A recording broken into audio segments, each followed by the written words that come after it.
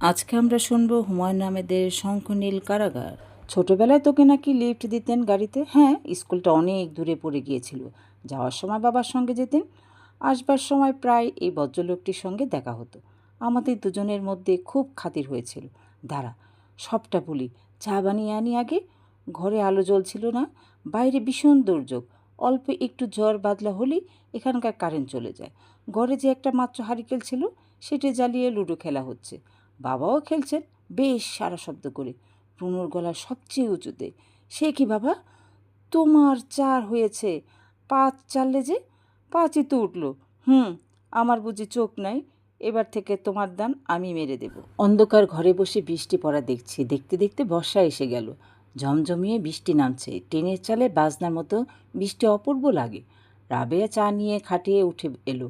দুজনে চাদর গায়ে মুখোমুখি বসলাম। রাবেয়া বলল, প্রথম থেকে বলি? বল। 3তে পড়ি তখন, মর্নিং স্কুল। 11টায় ছুটি হয়ে গেছে। আমি আর উকিল সাহেবের মেয়ে রাহিলা বাসায় ফিরছি। এমন সময় ওই ভদ্রলোক কী মনে করে লম্বা পা ফেলে আমাদের কাছে এলেন। আমাকে বললেন, তোমরা কোথায় যাবে? চলো তোমাদের পৌঁছে দিই। গাড়ি আছে আমার, ওই দেখো দাঁড় করিয়ে রেখেছি।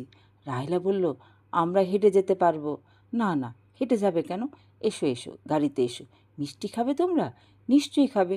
কি বলো? ভদ্রলোক আমাদের দিকে না তাকিয়ে ড্রাইভারকে বলল, তুমি নেমে যাও, একটা রিক্সা করে জিনিসগুলো নিয়ে যাও। আমি বাচ্চাদের নিয়ে একটু ঘুরে আসি। আমরা কি করব ভেবে পাচ্ছিলাম না।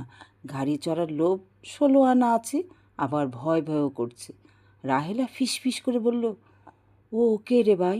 আমি মিথ্যে করে বললাম, আমাদের একজন চেনা লোক, চল বেরিয়ে আসি। রাহেলা বলল, ছেলে ধরা না তো? তখন চারদিকে খুব ছেলে ধরার কথা শোনা যেত।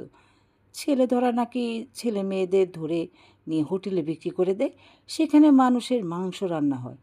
কে আবার মাংস খেতে গিয়ে একটি বাচ্চা মেয়ের আঙ্গুল পেয়েছে, এই জাতীয় গল্প। রাহেলা কথা শুনে ভয় পেয়েও হেসে উড়িয়ে দিয়ে বলেছি, ছেলে ধরাই এমন হয় নাকি? ভদ্রলোক গাড়ির দরজা খুলে আমাদের ডাকলেন।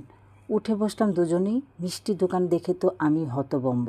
মেঝেতে কার্পেট, দেয়ালে দেয়ালে ছোট ছোট লম্বা মাদুরে অদ্ভুত সব ছবি। টেবিলের চারপাশে ধপধপে প্লাস্টিকের চেয়ার, প্রতিটি টেবিলের সবুজ কাচের ফুলদানিতে টাটকা ফুল। ঘরের মাঝখানেতে কাচের ঝাড়ের রং বেরঙের মাছ।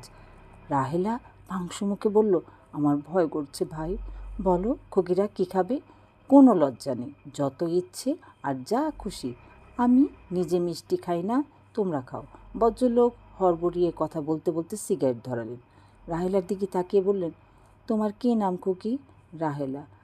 পাংশু মুখে বললেন রাহেলা। খাও